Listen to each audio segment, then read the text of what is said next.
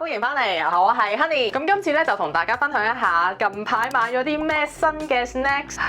平時 cutting 真係忍得好辛苦，都想食下啲零食嘅。但係咧，如果你係 cutting 嘅新手，你係好難控制到食慾嘅話，我建議你都係唔好買。iHerb 除咗平同埋方便之外，仲有好多唔同類型嘅產品，例如係食嘢啦、日常雜貨啦、美妝啦，仲要不時都有減價優惠，所以可以一次過咧用最低嘅價錢買晒生活日常所需要嘅嘢啦。第二個好處就係佢大部分嘅食品都係有齊成分列表啦，亦都會標明係咪素食啦，有冇啲食材敏感嘅字眼啦。所有品牌咧都係有保證同埋好信譽好嘅大牌子嚟嘅，所以基本上咧喺呢個網站上面購物咧，我都可以好安心咁樣去購物嘅。第三個好處就係只需買滿300蚊港幣就可以免運費直送去到香港㗎啦，所以就好方便。咁呢個 snacks 咧就係一個蛋白質嘅泡芙嚟嘅，佢食落去係非常之脆口嘅。咁一份咧就已經係有21 gram 嘅 protein， 食完之後咧感覺係真係飽肚嘅。如果咧你平時食到雞蛋啊，食到好悶嘅話，你想試下其他嘅口感嘅話，我非常推薦呢一個牌子嘅脆脆波啊。咁其實佢有好多唔同嘅味嘅，佢嘅味道真係非常好食，好似薯片嘅。但係唯一唔好嘅地方就係好鹹。食完一份之後咧，基本上係食咗1/4嗰一日所需要嘅鹽分，所以就睇住食啦。有呢個嘅花生粉啦，你亦都可以愛嚟沖水飲嘅，亦都可以加落去你自己嘅食物嗰度。因為我本身平時好中意食花生嘅嘢啦，咁花生醬咧就比較高卡路里嘅。咁我覺得呢一個粉狀嘅花生粉咧係可以令到我解決想食花生醬嘅嗰個慾望啦。咁其實佢一份咧只不過係60個卡路里嘅啫，都唔過分。我會加半個份量落去，令有個花生醬嘅感覺啊，花生嘅味道啊，我覺得係開心嘅。呢個叫 TVP 啊，咁其實咧佢係屬於 vegan 嘅一種食品嚟嘅。如果你係素食者嘅話咧，非常之啱你啦。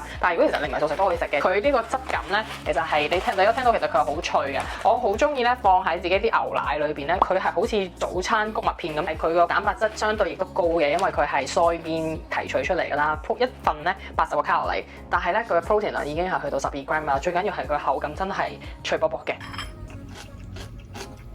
咁相對起早餐穀物片嘅話，咁當然呢一個係高蛋白質嘅食物啦，亦都係好低脂啦。另外咧，亦都係可以當係麵包碎用途嘅，膚質又敏感嘅，你亦都係可以用呢一樣嘢去替代個麵包碎咯。我覺得係非常之好嘅。接落嚟要介紹嘅就係呢一款朱古力布丁啦，我成日喺 cutting 嘅時候都會食㗎。佢非常好味，但係唯一一個唔好嘅地方就係一包裏邊佢有2份，我成日都要咁樣分開2份嚟裝起佢。另外一個我好中意食佢嘅原因就係佢沖得好方便，就咁擺啲水。如果你喜歡嘅話，可以擺啲牛奶，不過就多少少卡路里啦。其實如果你唔想佢咁結嘅話，你溝多啲水就得噶啦。不過我自己中意好黏腍嘅感覺，所以我就溝好少水。其實佢都幾好食嘅，有少少鹹味啦，有少少甜味，而且卡路里都好低，所以喺我 cutting 嘅時候，我成日都會食呢個朱古力咯。之後要介紹嘅就係呢一款烘焙嘅羽衣甘藍啦。我今次係買咗2隻味，一隻就係玉米味，另外一隻呢就係吸血鬼僵屍味。聽個名就好搞笑啦，其實只不過呢，佢比平時普通版嘅加咗紅椒落去嘅啫。呢度一包嘅脆脆羽衣甘藍呢，其實就已經係食咗半磅嘅新鮮蔬菜噶啦，所以其實食完都好飽嘅。大家除咗見到綠色嘅羽衣甘藍之外，仲有見到呢一款黃色好似玉米片嘅嘢，其實佢係鷹嘴豆嚟嘅。其實佢都幾脆噶。行埋啲俾大家聽下先。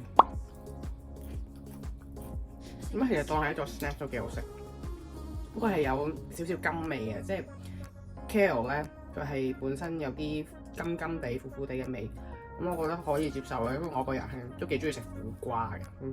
如果係好中意食苦瓜嘅朋友咧，你呢個應該係好中意。之後就試下呢個 natural 味咯喎。其實你問我咧，兩個味差唔多。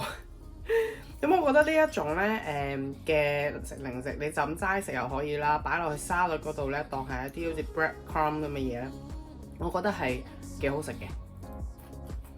卡路里又好低啦，呢個咧其實食完咧，我平時都係食咁少嘅，因為你唔會想食再多啲咯。